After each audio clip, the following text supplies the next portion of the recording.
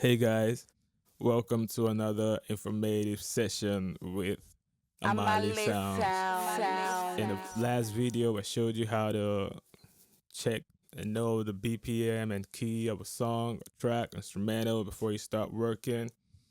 In today's video, I'm gonna be showing you how to set up, arrange a project, a track for mixing in FL Studio.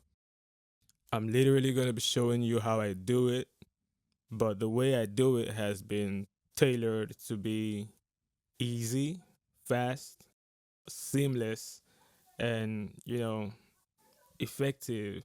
So I want to show it to you guys, and hopefully you can learn a thing or two and probably incorporate one or two techniques. As I do what I do, I'm also going to be introducing you to the shortcuts for doing things. Also, if you have come across a different way to do it, a more seamless way to set up your tracks for mixing in FL Studio, a cleaner way, tag us to the video in the comments or, share your thoughts and we'll all be grateful for that. So without much ado, let's get into what we gotta do for the day. Here we have everything. You can see how I set it up. No big deal, just a couple of tracks. So let's hear it.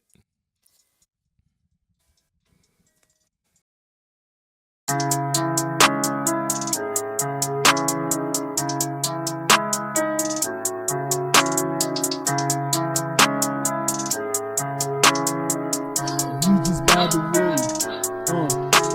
Divine timing, I've been waiting for long. If I find time, I'll be making this. Track is called Divine Timing by Regis. It's out on every platform. You can go get it, and I have explicit permission from him to use this video for this content. So thanks so much, Regis, my guy. All right, the first thing you want to do basically is name your tracks. Give it a name, give it a tag, something you remember, anything, whatever it is. Just do it. Give it a name, and I'll be showing you how to do that here in a bit. First of all, you select the track. I selected the first track, and when you select it on the playlist, you're gonna see it selected outside the playlist on this other section. You see when you see it there, you click F2. You click F2, you're gonna see this little window. You can click F2 more than once to randomly change the color. So I'm tagging this particular track main vocal. I like to have it in capital letters so it's bold. So you can see that the name has changed and the color has changed.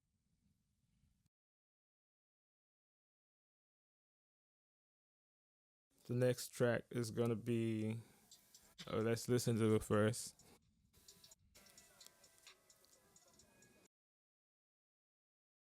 You just by the way.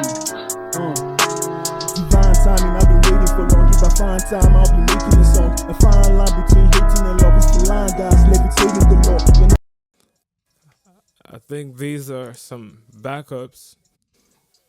So that's gonna be my backup. I select it here, click it once or double click. You can double click it to get that window open. But I click here and it gets selected out here. Then you click F2, double click F2, triple click it 100 times depending on the color you want. Doesn't matter. It's gonna randomly change the color every time. Then you can put the name and done. See, it's definitely not the same color with this. Some people color code their arrangements. I don't. I do the coloration thing and make it, you know, more aesthetic, more pleasing to my eyes so that, my eyes don't get bored while I'm working and so that it's beautiful to you when you're looking at it too. So we're gonna name the other track, the other recording. It's by the way. Divine timing, I've been waiting for long. If I find time, I'll be making a song. A fine line between hating and love. It's the line, guys, levitating the law. When I This is the mixer window. We'll be going there in a bit. We just gotta finish what we're doing in the arrangement in the playlist. Then we'll go into the mixer window. Again, click F2, double click it, triple click it, whatever, and you title it. You can name it whatever you want to name it. It all depends on how you feel about the track as an engineer, as an artist. and love, it's the line, guys, levitating the law. When our lives elevated above by my canines with praising me. They lying down on their face and clown. While I look for watches that's facing time. They stitch them up like they're saving me. The only geek So we're gonna name it accordingly. F2 again and again. Title it. Select. You click enter, and there you have it. The recording beneath it is also an ad lib, so I'm gonna title it ad lib 2. Um,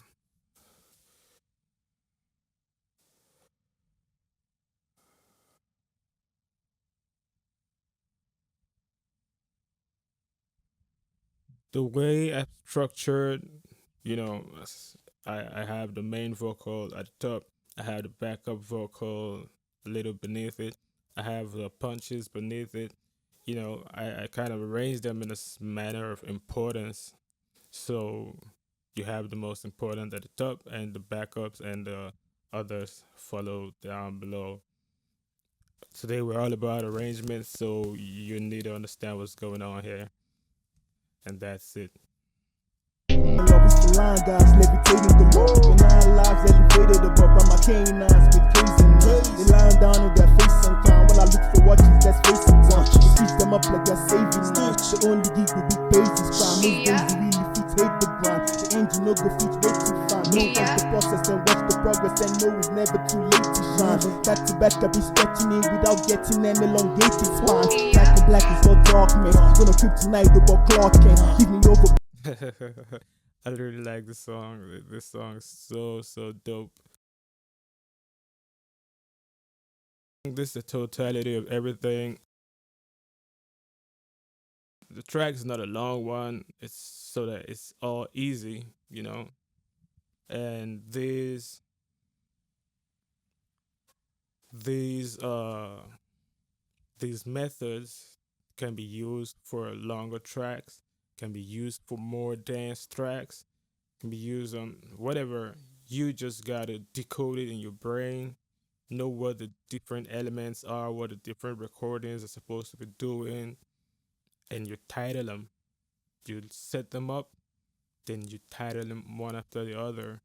After doing the titling on the or the naming or the tagging, it all means the same thing. I might interchange those words, but it means the same thing, giving it a name that you can recognize anywhere. When you're done doing all the tagging and renaming in the playlist window, you gotta go out back to the mixer window. You go to the mixer window, and then there's a couple of things we need to do in the mixer window, and those will follow through soon.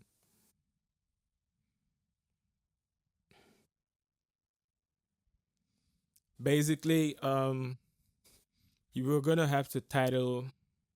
We're gonna separate the individual mixer channels according to the tracks. Then we're gonna link them. Now, a lot of DAWs work in a way where you can edit whatever you want to edit, add effects and all that in your playlist window. Um, you can do that on Logic Pro. You can do that on Pro Tools. I think you can do that on Cubase and maybe Ableton. I don't really use Ableton, but these other three that I've mentioned, you can do that. Also in Pro Tools, you also have the option to link it to link what you have on the playlist window to a mixer channel. But I mean, you can also just add your effects directly, from the playlist window. I don't use Pro Tools a lot, so I mean, if this is wrong, someone can please you can correct me. I'm not an authority on the subject, but you get what I'm trying to say. In FL Studio, you cannot do that. You have to link it to a mixer channel. So what you have on the playlist has to be mixed and it has to be linked to a mixer channel.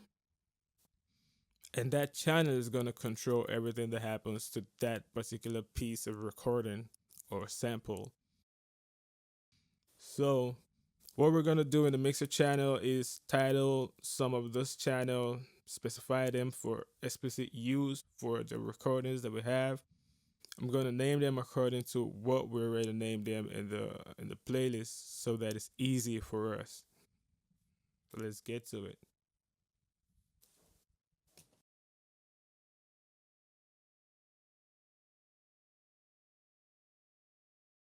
You know, someone might say that this is boring, but it's a little bit of investment of your time. If you're gonna be working on FL Studio, there's no way around it. There's no way around it. You have to link what you have in the playlist to the mixer, and then start working on it in that way. So if you're gonna be doing that, you best know the best way to do it, and that's what I am showing you here. I'm naming the tracks individually. These are mixer channels. We call it the mixer channels. Individually, I'm naming them. MV signifies main vocal. It's a code, but it's in line with what we already have at the beginning. You got creative freedom. Name it whatever you want, tag it however you want, codify it in whatever way you want. You can color code it if you're up to it, if you like it. That's totally fine. As long as you are familiar with what you're doing, as long as you know what you're doing, you're not going to get confused later on, because it's so easy to get confused, especially when you're working with a lot of samples or vocals or recordings.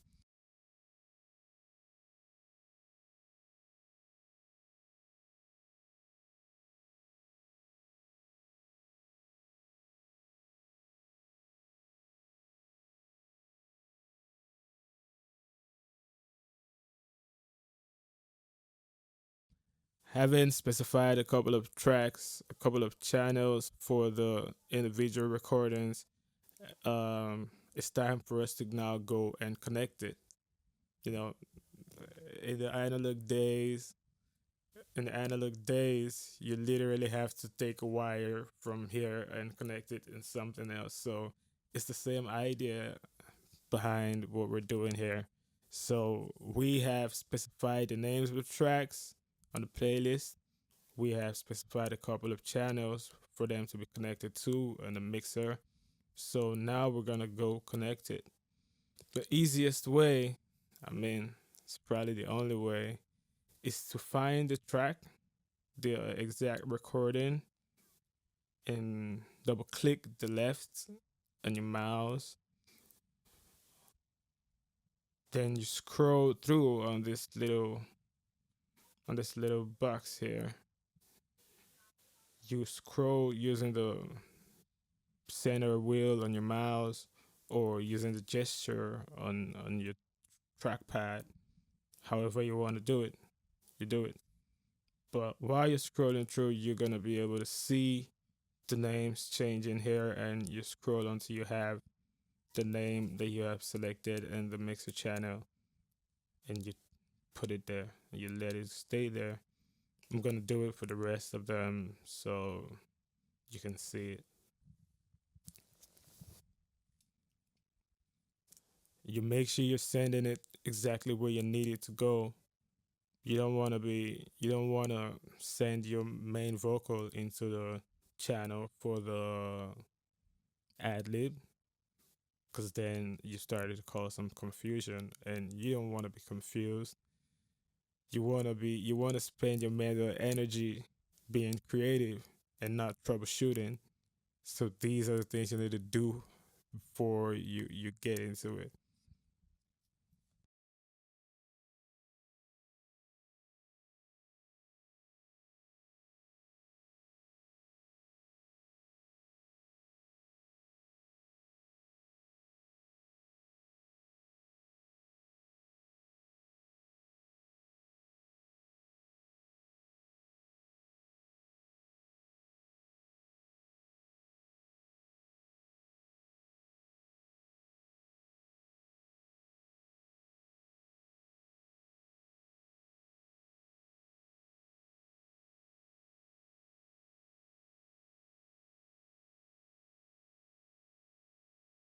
I'm going to show you now that everything has been linked accordingly. You're going to see the volume waveforms on the different channels, indicating that the recordings are now playing through those channels.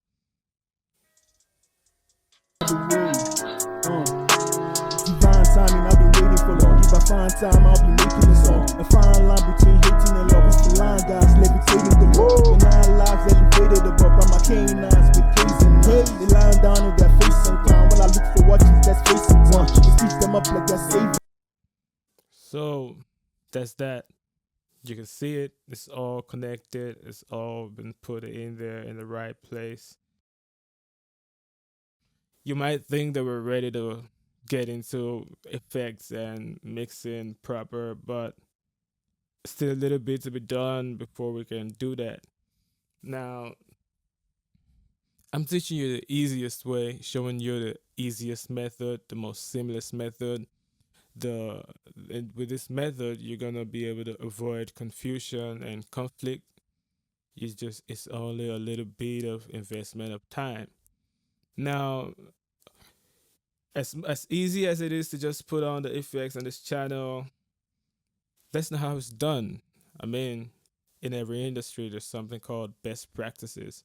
You want to know the best practices. You want to know how it's done, like in the industry, according to industry standard.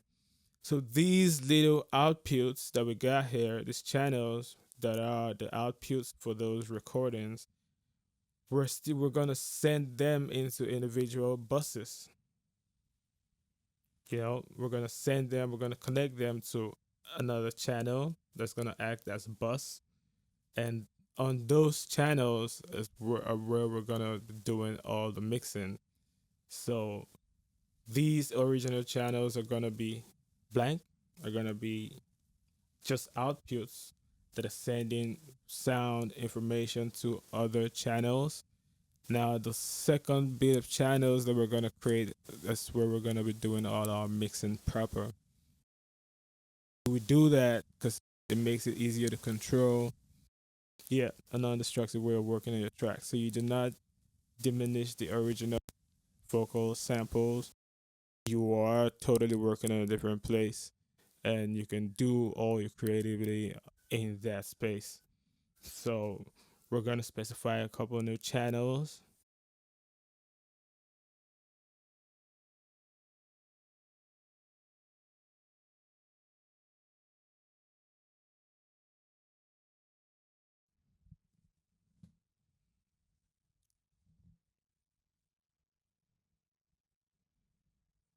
So renaming the new channels is basically the same thing. You select it and you click F2. Select it, click F2. You can click F2 as much as you want for the colors to change. Then when you click it to connect it, you see these little buttons here. You name it.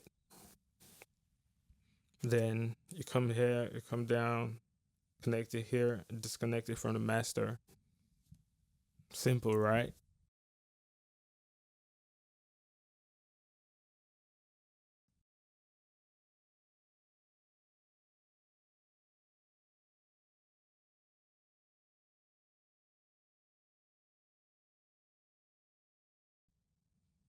Yeah, we're doing all the naming and connecting.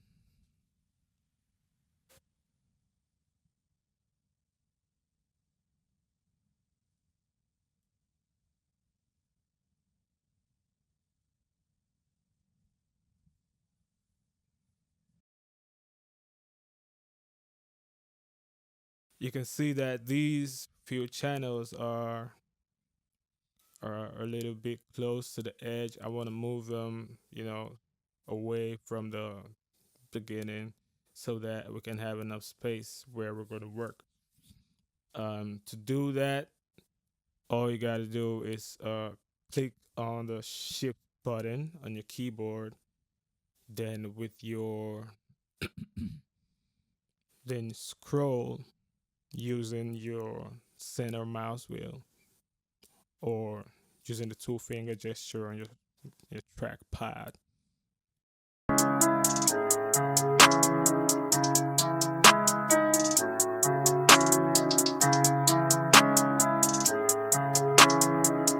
You just by the way. Divine timing, I've been waiting for long. If I find time, I'll be making a song. A fine line between hating and love. It's the line, guys, levitating the. You can see that it's connected. Now, when the instrumental is playing, it's playing from the instrumental bus. So these buses on the left hand side is where we're gonna be doing all the creative work.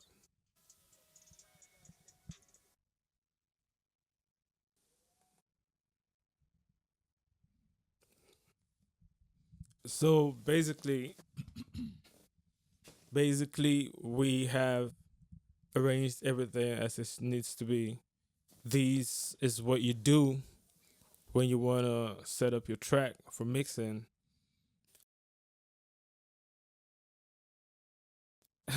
You arrange them in the playlist window. You name them. You specify the mixer channels that you want to connect them to. You do the connection. You link them from the playlist to the mixer. Then you create the buses where you're gonna be working on. It's simple, really. If you need to go through the video again, check out the shortcuts and the little buttons, what you click to do all the one or two, one or two. You can do that. That's great. That's awesome. But this is what you do. Now, all that's left for us is to, get into the creative part of everything. Having set up our project, you save it, and we can now go into it. If you like me to post the video, of the mixing and how it sounded after doing all the mixing, indicate in the comments, and probably we'll get that out at a later date. Thanks for watching. Like, subscribe, click on the notification bell if you like this video. If you do not like the video, you can click the dislike. What's this? Not like. Um, Thanks so much for watching my video. I hope the information that have been passed on really helps you get more effective at your workflow and your work process. Thanks so much.